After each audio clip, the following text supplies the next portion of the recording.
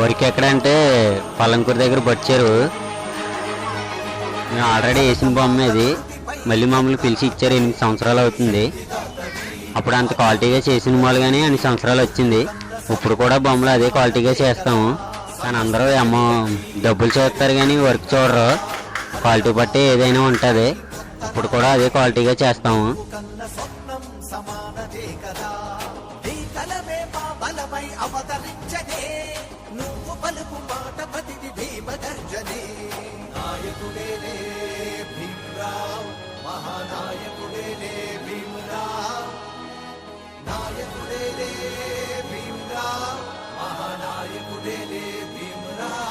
పేద బతుకులో